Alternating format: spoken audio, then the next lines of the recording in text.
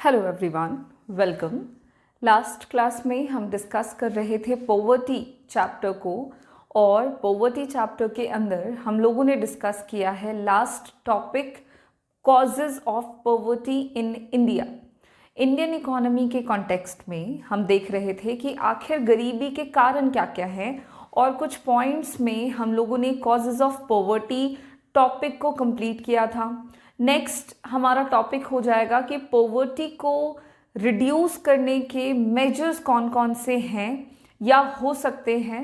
तो Indian economy के context में ही हम बात करेंगे कि गरीबी को दूर करने के क्या क्या उपाय किए जा सकते हैं, और उन्हीं मेजर्स को आज के क्लास में हम डिस्कस करेंगे। तो चलिए शुरू करते हैं आज के क्लास को, जहां बात करने वाले हैं मेजर्स टू रिमूव पॉवर्टी।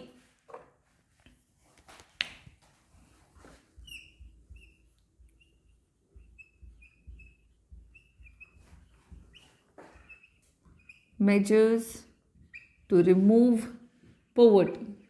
देखिए, जितने भी प्रॉब्लम्स या जितने भी कॉजेज हमने लास्ट क्लास में डिस्कस करे हैं, अकॉर्डिंग टू दैट आपके गरीबी को दूर करने के कई सारे पॉसिबल मेजर्स हो सकते हैं। हम यहाँ पे वन बाय वन करके उन्हीं सारे प्रॉब्लम्स को सॉल्व करने के लिए जो उपाय हैं उनको डिस्कस करेंगे।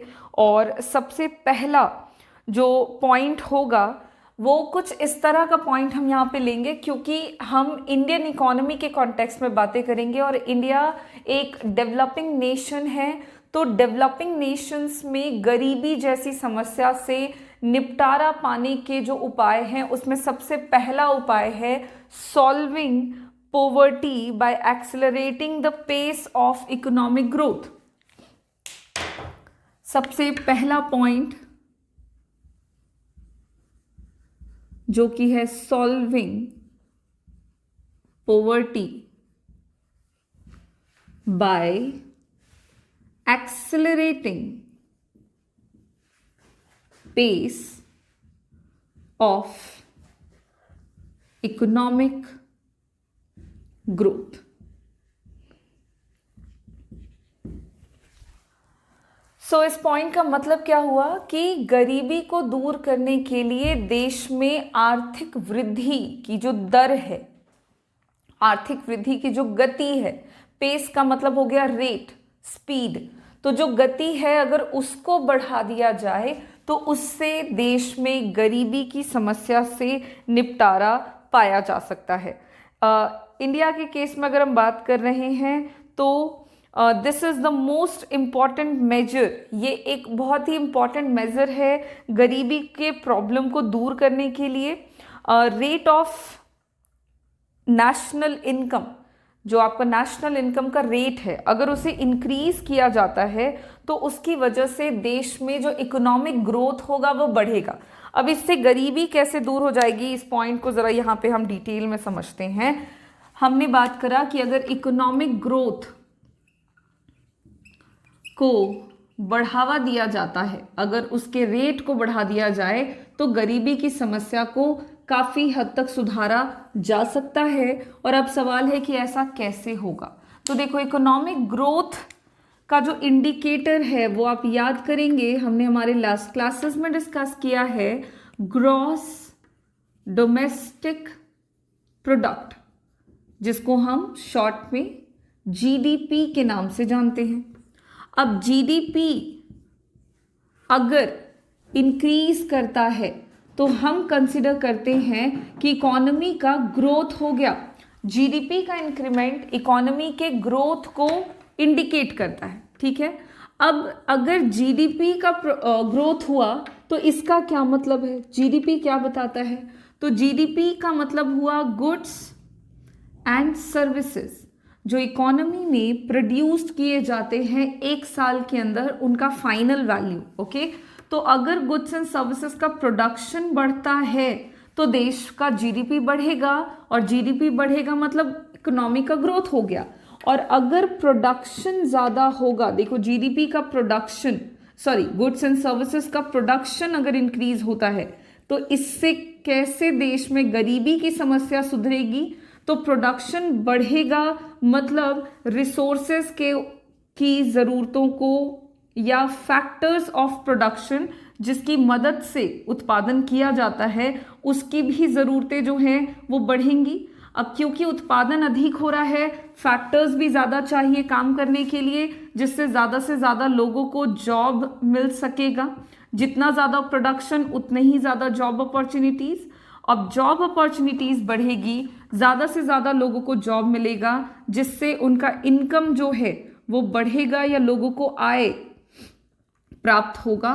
और इनकम के बढ़ने से लोग अपने बेसिक नीड्स को पूरा कर पाएंगे। और बेसिक नीड्स को पूरा कर पाना मतलब गरीबी की स्थिति से बाहर निकल पाना।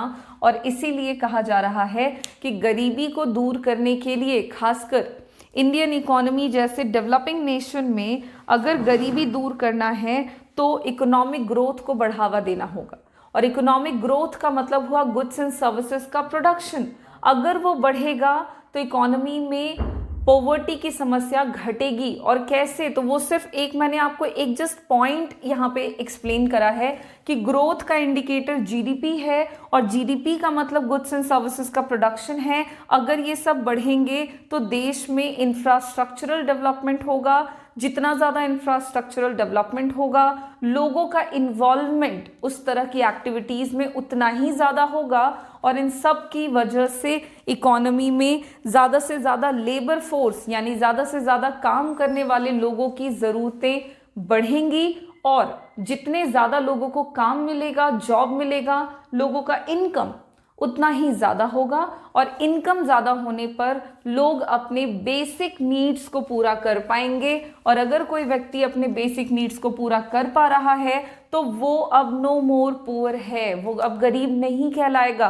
और इससे गरीबी की समस्या कम हो सकती है। तो पहला पॉइंट हम लोगों ने देख लिया, इकोनॉमिक ग्रोथ को बढ़ावा देने से देश में गरीबी की समस्या से निपटारा पाया जा सकता है। ठीक उसी तरह से और भी उपायों की हम बातें करते हैं कि एक तो ठीक है, ग्रोथ रेट को बढ़ावा देना देश में पॉवर्टी को रिड्यूस कर सकता है। अदर देन दैट और क्या हो सकता है, और क्या उपाय हो सकते हैं? तो एक और पॉइंट है, solving poverty by reduction in inequalities of income and wealth. गरीबी को दूर किया जा सकता है solving poverty by reducing inequalities of income and wealth। ठीक है, देखो यहाँ पे जितने भी हम प्रॉब्लम्स का सल्यूशन लिख रहे हैं, मतलब जो भी हम गरीबी को दूर करने के उपाय लिख रहे हैं, ये सारे उपाय एक्चुअली हम लोगों ने कॉजेस में भी डिस्कस किए थे कि क्यों देश में गरीबी है। क्योंकि इकोनॉमिक ग्रोथ हमारे देश का कम है। क्यों देश में गरीबी थी, तो एक पॉइंट में हमने ये भी देखा था कि इंडिया में इनइक्वालिटी देखने को मिलती है इनकम और वेल्थ की, आय और धन की का जो वितरण है हमारे देश में, distribution of income and wealth, वो काफ़ी अनइक्वल है, जिसकी वजह से कुछ लोगों के पास बहुत ज़्यादा पैसे हैं, कुछ लोगों के पास कम है पैसे। और इस स्थिति में होता क्या है कि जो पावर है, जो पैसों से संबंधित जो कैपेसिटी है परचेज करने की, वो कुछ लोगों तक कॉन्सेंट्रेट कर जाती है, रिस्ट्रिक्ट कर जाती है। अब क्योंकि पैसे कुछ ही लोगों के पास उपलब्ध हैं तो वही बस अपनी ज़रूरतों को पूरा कर पाएंगे, और जिनके पास पैसे नहीं हैं वो अपनी ज़रूरतों को पूरा नहीं कर पाएंगे और देश में गरीबी की समस्या बढ़ेगी। तो अगर गरीबी को कम करना है, ये दूर करना है, तो सबसे पहले हमने काम करना होगा, खासकर इंडिया जैसे इकोनॉमी में ये करना होगा कि इनकम और वेल्थ की जो इनइक्वालिटीज़ है, आय और धन की जो असमानता है, उसको हमें कम करना होगा।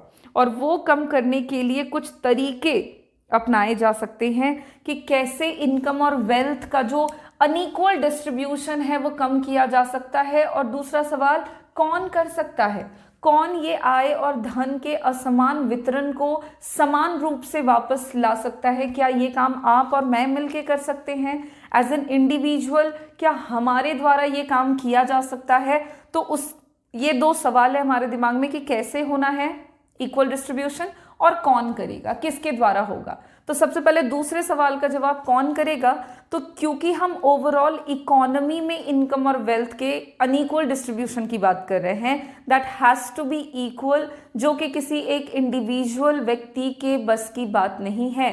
करेगा कौन? सरकार कर सकते हैं, इस काम को सरकार ही करते हैं और टाइम टू टाइम वो अपने डिफरेंट मेजर्स से, डिफरेंट पॉलिसीज से इक्वल करने की कोशिश करते हैं इनकम और वेल्थ के डिस्ट्रीब्यूशन को। Now the term of the answer of first question कि कैसे होगा, तो इसके अंदर हम 2 पॉइंट्स देखेंगे कि जो इनकम और वेल्थ का इनइक्वालिटी है उसको रिड्यूस करने के लिए 2 उपाय अपनाए जा सकते हैं। पहला तरीका कहलाता है फिस्कल मेजर्स। फिस्कल मेजर्स बोलने का मतलब हो गया वित्तीय उपाय, ठीक है। वित्तीय उपाय का मतलब क्या हुआ, फिस्कल मेजर्स से हम क्या समझेंगे, तो देखिए फिस्कल मेजर्स जो है वो गवर्नमेंट के रेवेन्यू एंड गवर्नमेंट के एक्सपेंडिचर से रिलेटेड पॉलिसीज है। फिस्कल मेजर या फिस्कल पॉलिसी ये वो पॉलिसीज होते हैं, इसके अंदर उस तरह की पॉलिसीज को अपनाया जाता है जो कि गवर्नमेंट से रिलेटेड है, चूंकि गवर्नमेंट ये काम कर रहे हैं और गवर्नमेंट इसके अंदर 2 इंपॉर्टेंट स्टेप्स फॉलो करते हैं। एक तो गवर्नमेंट रेवेन्यू, मतलब सरकार जो देश से पैसों को प्राप्त करते हैं, रिसीव करते हैं, जिसको हम गवर्नमेंट रेवेन्यू के अंदर इंक्लूड करेंगे। और आप सबको मालूम है कि गवर्नमेंट सिर्फ पैसा रिसीव ही नहीं करते हैं बल्कि वो पैसों को खर्च भी करते हैं। तो गवर्नमेंट एक्सपेंडिचर आपका दूसरा इंपॉर्टेंट स्टेप होता है और ये दोनों स्टेप्स गवर्नमेंट जो पैसा रिसीव कर रहे हैं और गवर्नमेंट जो पैसा खर्च कर रहे हैं, इन दोनों ही उनके एक्शंस से रिलेटेड तमाम पॉलिसीज को हम फिस्कल पॉलिसी या फिस्कल मेजर्स के नाम से जानते हैं। नाउ द क्वेश्चन इज कि गवर्नमेंट पैसा रिसीव करते हैं, गवर्नमेंट को रेवेन्यू मिलता है, तो ये रेवेन्यू गवर्नमेंट को मिलता कहाँ से है, पैसे सरकार कैसे रिसीव कर रहे होते हैं इकोनॉमी से। सो गवर्नमेंट के रेवेन्यू को रिसीव करने का जो एक इम्पॉर्टेंट सोर्स है वो है टैक्स। सरकार देश में टैक्स लगाते हैं लोगों पर और टैक्सेशन के थ्रू गवर्नमेंट को रेवेन्यू रिसीव होता है। तो गवर्नमेंट रेवेन्यू का एक बहुत ही ज़्यादा इम्पॉर्टेंट सोर्स होता है क्या, टैक्सेशन, टैक्स। और ये टैक्स सिस्टम के तहत सरकार देश में inequalities of income and wealth को रिड्यूस करने की पूरी कोशिश करते हैं। कैसे कोशिश करते हैं, तो इंडिया में जो टैक्सेशन सिस्टम है वो प्रोग्रेसिव टाइप है। देखो टैक्स सिस्टम का एक टाइप होता है और जो टैक्स सिस्टम है इंडिया में वो प्रोग्रेसिव टाइप है। प्रोग्रेसिव का मतलब क्या होता है कि जिस व्यक्ति के पास जितना ज़्यादा इनकम होगा उस व्यक्ति से उतना ही ज़्यादा टैक्स लिया जाएगा। जिसके पास जितना ज़्यादा इनकम उसको उतना ज़्यादा टैक्स पे करना पड़ेगा। ऑन दी अदर हैंड जिसके पास कम होता है इनकम उनको टैक्स का जो बर्डन है वो भी कम दिया जाता है बाय द गवर्नमेंट। तो जिसके पास ज़्यादा पैसा हो वो ज़्यादा टैक्स भरेगा और जिसके पास कम पैसा वो कम टैक्स भरेगा। इस सिस्टम को प्रोग्रेसिव सिस्टम कहते हैं और इंडिया में टैक्स सिस्टम जो है वो प्रोग्रेसिव टाइप सिस्टम को फॉलो किया जाता है बाय द गवर्नमेंट, ताकि अमीर व्यक्ति जिनके पास इनकम और जो वेल्थ है वो ज़्यादा मात्रा में है उनसे ज़्यादा टैक्स लिया जा सके, जिससे कि उस व्यक्ति के पास इनकम जो है वो थोड़ा घटे। On the other hand poor people से जिनके पास कम इनकम है उनसे कम टैक्स वसूला जाता है ताकि उनका जो स्टैंडर्ड ऑफ लिविंग है वो थोड़ा अपलिफ्ट हो सके। कम टैक्स पे करना पड़ेगा मतलब उनके हाथों में ज़्यादा पैसा बचेगा और वो अपने इनकम को अपने सेल्फ डेवलपमेंट पे, अपने सेल्फ इम्प्रूवमेंट पे खर्च करते हुए अपने स्टैंडर्ड ऑफ लिविंग को बढ़ा सकेंगे।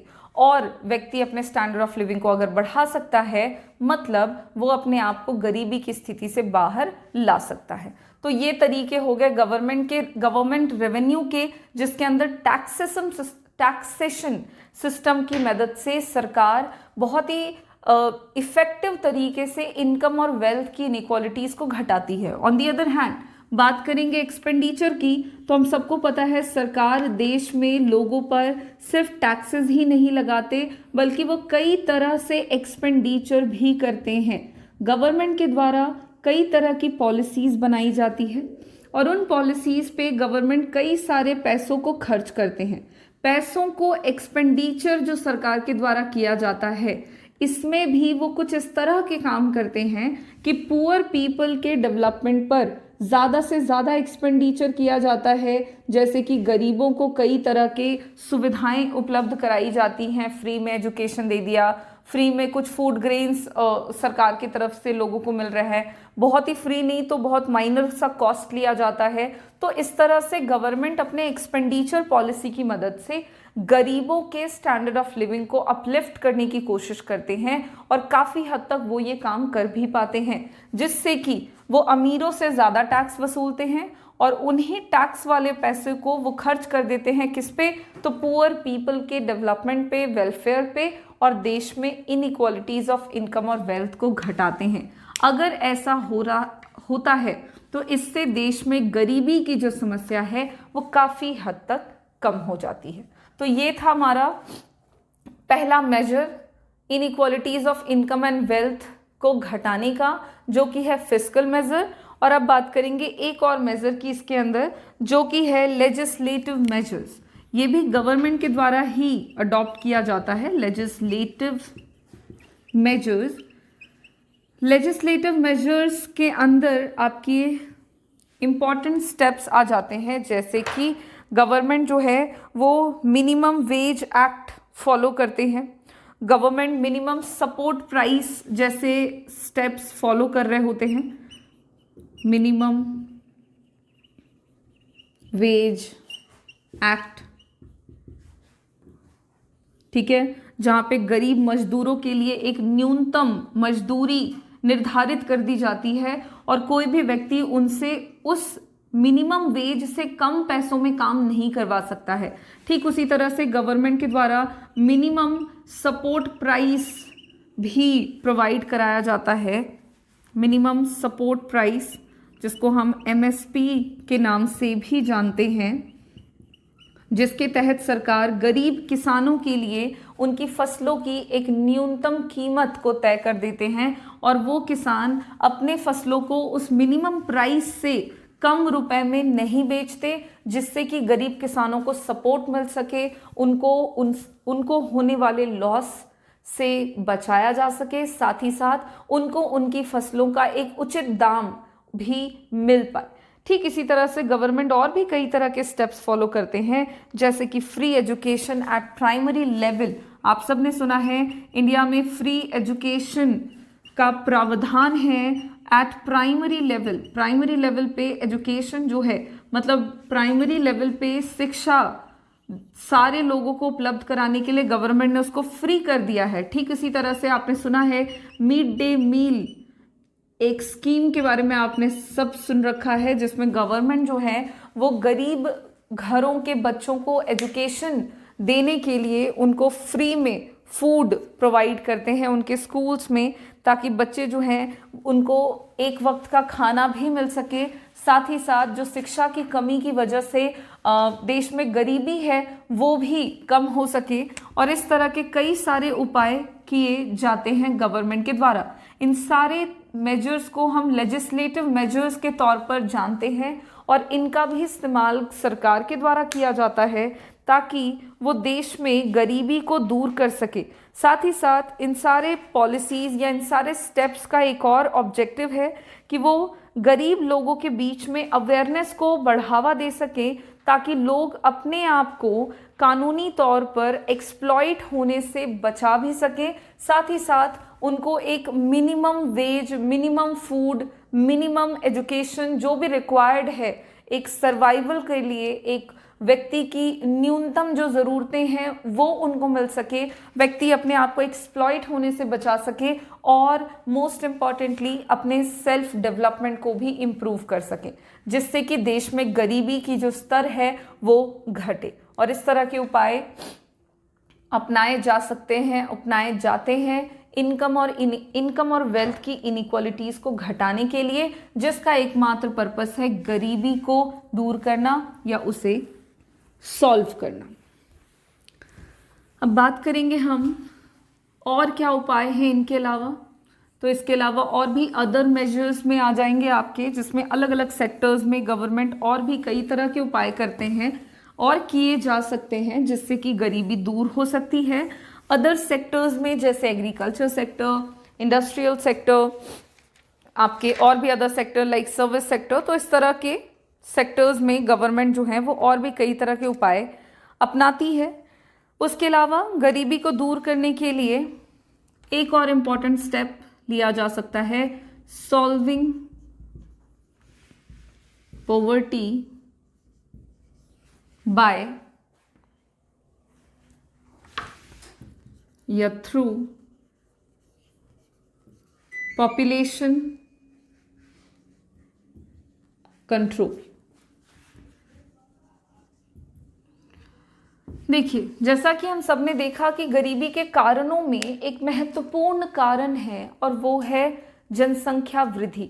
देश में जनसंख्या का दबाव ज़रूरत से ज़्यादा बढ़ता जा रहा है, जिसकी वजह से संसाधनों का ओवर यूटिलाइजेशन हो रहा है, रिसोर्सेज हमारे ओवर यूटिलाइज होते जा रहे हैं और गरीबी की समस्या इसलिए उत्पन्न हो रही है क्योंकि जितना डिमांड लोग कर रहे हैं उससे कम रिसोर्सेज अवेलेबल हैं, यानी कि जनसंख्या का दबाव काफ़ी ज़्यादा बढ़ रहा है। तो इस सिचुएशन में गरीबी को दूर करने के लिए एक डायरेक्ट मेजर अडॉप्ट किया जा सकता है and that is population control. क्योंकि जनसंख्या वृद्धि से लोगों का डिमांड ज़्यादा हो रहा है। Demand for what? Goods and services. तो गुड्स एंड सर्विसेज का जो डिमांड है वो देश में ज़्यादा है as compared to supply of goods and services. जो सप्लाई है वस्तु और सेवाओं का, उसके मुकाबले में उनका जो मांग है, उनकी जो डिमांड है वो अधिक है। इस स्थिति में देश में समस्या उत्पन्न हो जाती है गरीबी की। वो भी कैसे? तो भाई पॉपुलेशन इतना अधिक है, मांगने वाले लोग इतने अधिक हैं, तो इस स्थिति में प्राइसेस जो होते हैं गुड्स एंड सर्विसेज के वो बढ़ जाते हैं और कीमतों के बहुत अधिक बढ़ जाने पर सिर्फ वही लोग गुड्स एंड सर्विसेज को अफोर्ड कर पाते हैं जिनके पास पैसे अवेलेबल होते हैं, यानी कि रिच पीपल। और इस स्थिति में पुअर पीपल ज़्यादा कीमत होने की वजह से गुड्स एंड सर्विसेज को अफोर्ड नहीं कर पाते, अपने बेसिक नीड्स को पूरा नहीं कर पाते और गरीबी की स्थिति में बने रहते हैं। तो इसी वजह से अगर जनसंख्या के दबाव को कम किया जाए या जनसंख्या को बढ़ने से कंट्रोल कर लिया जाए, तो इस स्थिति में जो डिमांड सप्लाई की अपेक्षा ज़्यादा होता है वो धीरे धीरे क्या होगा? घटने लगेगा कंपैरेटिवली। और डिमांड सप्लाई की तुलना में अगर घटे तो इस स्थिति में जो प्राइसेस होंगे फिर वो धीरे धीरे कम होने लगेंगे, जिससे कि पुअर पीपल भी गुड्स एंड सर्विसेज को अफोर्ड कर पाएंगे और अपने स्टैंडर्ड ऑफ लिविंग को बढ़ाते हुए अपने बेसिक नीड्स को पूरा कर कर अपने आप को गरीबी की स्थिति से बाहर ला पाएंगे। तो गरीबी दूर हो सकती है अगर जनसंख्या वृद्धि को कंट्रोल किया जाए या उसे रोका जाए। जनसंख्या को अगर कंट्रोल कर लिया जाए तो इस स्थिति में देश में पर कैपिटा इनकम जो है वो बढ़ेगा। इनकम के बढ़ने से सेविंग्स बढ़ेगा। सेविंग्स अगर बढ़ता है तो उसकी वजह से इन्वेस्टमेंट जो होगा वो बढ़ने लगेगा। इन्वेस्टमेंट बढ़ने से कैपिटल फॉर्मेशन बढ़ेगा। कैपिटल फॉर्मेशन बढ़ने से वापस से देश में एम्प्लॉयमेंट अपॉर्चुनिटीज जनरेट होने लग जाएंगी। ज़्यादा से ज़्यादा लोगों को जॉब मिलेगा। जितने ज़्यादा लोग जॉब करेंगे उनका इनकम उतना ही ज़्यादा बढ़ेगा और देश में गरीबी की समस्या कम हो सकती है। तो पॉवर्टी को रिड्यूस करने का एक और important measure that is reduction in population या कंट्रोल, पॉपुलेशन कंट्रोल, ठीक है, वो एक इम्पॉर्टेंट मेजर हो सकता है। और अब बात करते हैं नेक्स्ट पॉइंट की, एंड नेक्स्ट पॉइंट है सॉल्विंग पॉवर्टी थ्रू अदर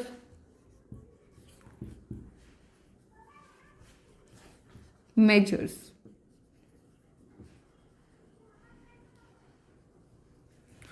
अब अदर मेजर्स में किस किस तरह के उपाय अपनाए जा सकते हैं गरीबी को दूर करने के लिए, तो देखो मेन प्रॉब्लम्स को सॉल्व करने के सोल्यूशन हमने यहाँ पे लिख लिए, जैसे कि इकोनॉमिक ग्रोथ को बढ़ावा देना, inequalities of income and wealth को घटाना, देश में पॉपुलेशन कंट्रोल करना। इसके अलावा भी और बहुत सारे उपाय अपनाए जा सकते हैं गवर्नमेंट के द्वारा, जिससे कि गरीबी की समस्या को सॉल्व किया जा सकता है, जिसमें सबसे पहला उपाय आता है एग्रीकल्चरल डेवलपमेंट। एग्रीकल्चरल डेवलपमेंट से देश में गरीबी की समस्या को दूर किया जा सकता है। कैसे भाई? तो देश में अधिकतर लोग एग्रीकल्चर सेक्टर पे डिपेंड करते हैं। देश में यानी इंडियन इकोनॉमी में मोस्ट ऑफ लोग जो है यहाँ पे वो एग्रीकल्चर सेक्टर पे डिपेंड करते हैं। एग्रीकल्चर सेक्टर हमारा थोड़ा बैकवर्ड है, इंफ्रास्ट्रक्चरल डेवलपमेंट जितना होना चाहिए उतना नहीं है। अगर देश के एग्रीकल्चर सेक्टर को डेवलप बनाया जाता है, अगर देश के एग्रीकल्चर सेक्टर में इंफ्रास्ट्रक्चरल डेवलपमेंट किया जाता है, तो इसकी वजह से क्या होगा कि लोग जो इस सेक्टर में काम कर रहे हैं उनका पर कैपिटा इनकम बढ़ेगा, उसके बढ़ने से लोगों का स्टैंडर्ड ऑफ लिविंग बढ़ेगा। जो गरीब किसान हैं वो फाइनेंशियली स्ट्रांग होंगे इनकम के बढ़ने से, जिसकी वजह से वही बात है, वही चक्कर फिर चलेगा कि इनकम बढ़ेगा तो लोग सेविंग बढ़ा पाएंगे, सेविंग्स बढ़ेगा तो कैपिटल फॉर्मेशन बढ़ेगा, कैपिटल फॉर्मेशन जितना ज़्यादा होगा इन्वेस्टमेंट उतना ही ज़्यादा होगा, और इससे धीरे धीरे करते हुए जो व्यक्ति विशेष काम कर रहे हैं इस सेक्टर में वो भी अपना डेवलपमेंट कर पाएंगे एंड ओवरऑल सेक्टर का भी डेवलपमेंट हो जाएगा। तो गरीबी कम हो सकती है अगर एग्रीकल्चरल डेवलपमेंट किया जाता है तो, क्योंकि मोस्ट ऑफ लोग इंडिया में एग्रीकल्चर सेक्टर पे डिपेंड करते हैं फॉर देयर लाइवलीहुड आज के डेट में भी, और हमारे देश का एग्रीकल्चर सेक्टर उतना एडवांस्ड नहीं है जितना होना चाहिए। नेक्स्ट मेजर हो सकता है कंट्रोल ओवर इन्फ्लेशन। देखिए सारी समस्याएं एक तरह से एक दूसरे से जुड़ी हुई हैं, लास्ट क्लास में भी मैंने आपको समझाया था।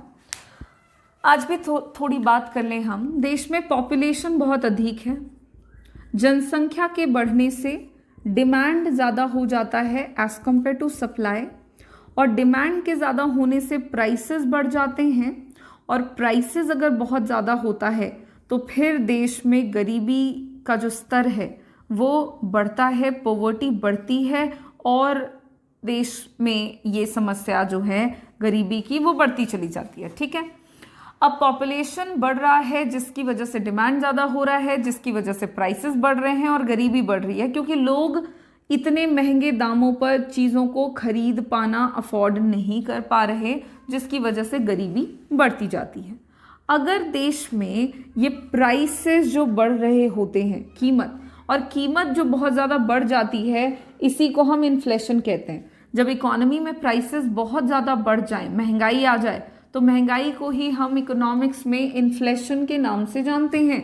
तो इन्फ्लेशन इसी महंगाई को, कीमत को अगर बढ़ने से रोका जाए, अगर कीमत को बहुत बढ़ने न दिया जाए, तो उसकी वजह से भी क्या होगा कि अगर इन्फ्लेशन को कंट्रोल कर लिया जाता है तो गुड्स एंड सर्विसेज की कीमतें थोड़ी कम रहेंगी, जिसकी वजह से जो पुअर पीपल हैं वो भी वस्तु और सेवाओं को अफोर्ड कर पाएंगे, गुड्स एंड सर्विसेज को खरीद पाएंगे। और अगर कोई व्यक्ति गुड्स एंड सर्विसेज को खरीद कर अपनी ज़रूरतों को पूरा कर पा रहा है, मतलब वो अपने बेसिक नीड्स को पूरा कर पाएंगे, और बेसिक नीड्स के फुलफिल होते ही व्यक्ति गरीबी रेखा के ऊपर चले जाएंगे। मतलब गरीबी को दूर किया जा सकता है अगर कीमत को नियंत्रित कर लिया जाए। देश में इन्फ्लेशन की समस्या एक बड़ी समस्या है, और देश में गवर्नमेंट जो है वो टाइम टू टाइम इन्फ्लेशन जैसे प्रॉब्लम्स को कंट्रोल करने के लिए कई तरह के उपाय अपनाते हैं। इन्हीं उपायों में से अगर इन्हीं उपायों को और इफ़ेक्टिवली फॉलो किया जाता है तो देश में गरीबी को दूर किया जा सकता है। तो एक important measure that is control over inflation, ये भी एक उपाय हो सकता है गरीबी को दूर करने का। अच्छा, यहाँ पे जितने भी उपाय हैं आप ध्यान दें तो कोई भी ऐसा एक पॉइंट नहीं है कि कोई भी सिर्फ एक काम कर लिया जाए तो गरीबी दूर हो जाएगी। देखिए होना है तो सारे काम होंगे एक साथ, अगर इस तरह से एक एक करके सारे सेक्टर्स पे फोकस करते हुए इस तरह के हर एक उपायों को अपनाया जाता है, तब जाकर के देश में गरीबी की समस्या दूर हो सकती है। नेक्स्ट मेजर की बात करें तो अगर जनरेट किया जाता है एम्प्लॉयमेंट अपॉर्चुनिटीज को, देश में रोजगार के अवसरों को अगर बढ़ाया जाता है तो उससे भी गरीबी की समस्या दूर की जा सकती है। Generation of employment opportunities one of the important measure to reduce poverty in Indian economy, क्योंकि इंडिया में गरीबी का एक मुख्य कारण है एम्प्लॉयमेंट अपॉर्चुनिटीज की कमी, लोगों का बेरोजगार होना, और बेरोजगारी की समस्या देश में गरीबी की समस्या को बढ़ाती है। लास्ट क्लास में भी डिस्कस किया था हमने कि कैसे बेरोजगार व्यक्ति गरीबी की स्थिति में पहुंच जाता है। सीधा इसका जवाब है कि अगर कोई व्यक्ति अनएम्प्लॉयड है विच मीन्स उसके पास इनकम नहीं है, इनकम नहीं है मतलब वो अपनी बेसिक नीड्स को पूरा नहीं कर सकता, और अगर कोई व्यक्ति अपने बेसिक नीड्स को पूरा नहीं कर पा रहा मतलब वो गरीब है। तो गरीब क्यों है वो? क्योंकि वो बेरोजगार है। तो बेरोजगारी की समस्या को दूर करने के लिए government should encourage or increase employment opportunities in the economy so that it will help to reduce poverty in the country। देश में गरीबी को कम करने के लिए एम्प्लॉयमेंट अपॉर्चुनिटीज का बढ़ना जरूरी है, और अगर देश में रोजगार के नए नए अवसर उपलब्ध होते हैं that will increase the rate of income in the economy, और इनकम के बढ़ने से स्टैंडर्ड ऑफ लिविंग बढ़ेगा जिससे कि गरीबी घट जाएगी, कम हो जाएगी। ठीक इसी तरह से और भी पॉइंट्स की बात अगर हम करें तो और भी उपाय हैं अदर मेजर्स में, जैसे कि minimum needs programme for the poor, minimum needs programme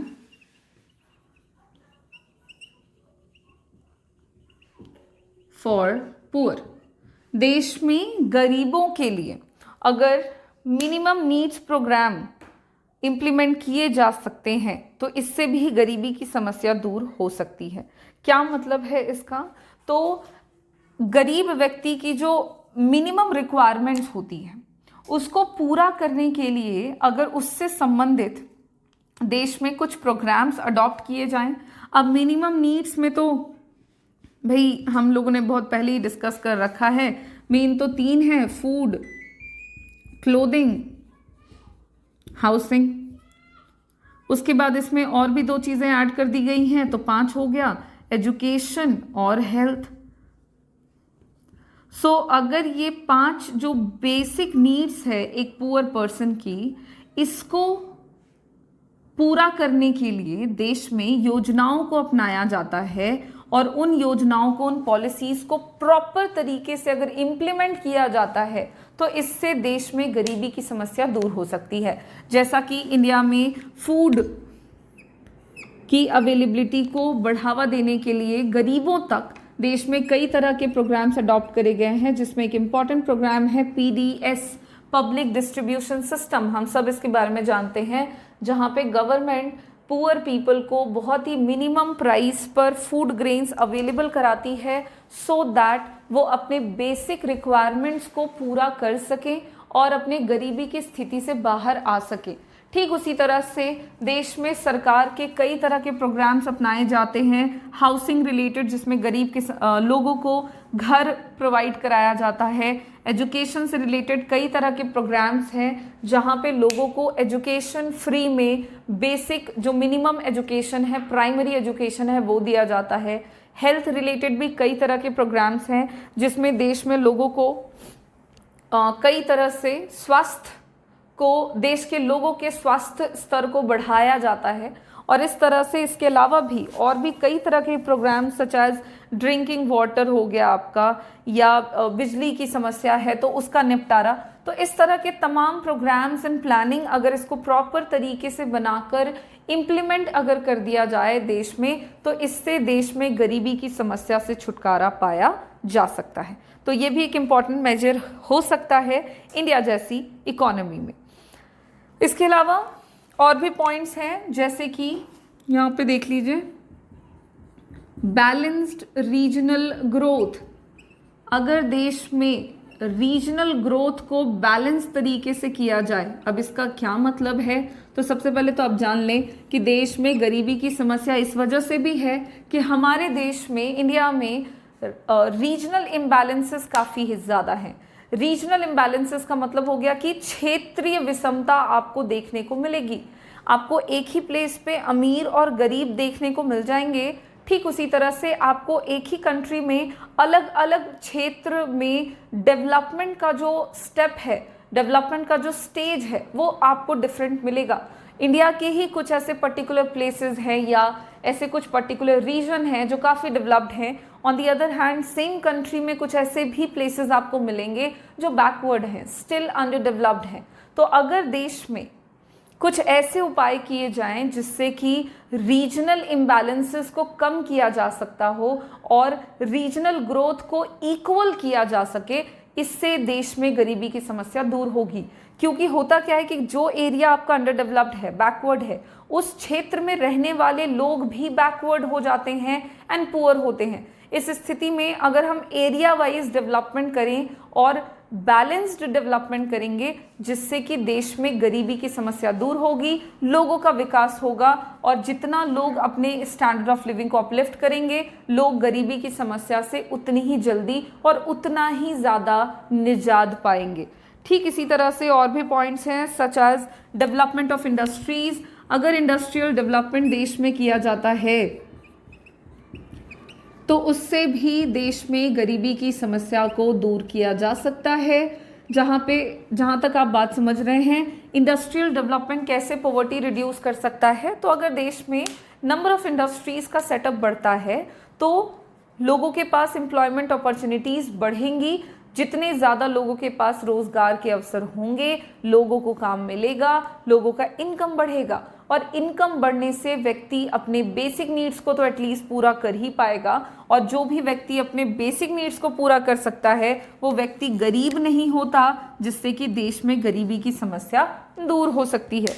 उसके अलावा public distribution system should be, अगर देश में जो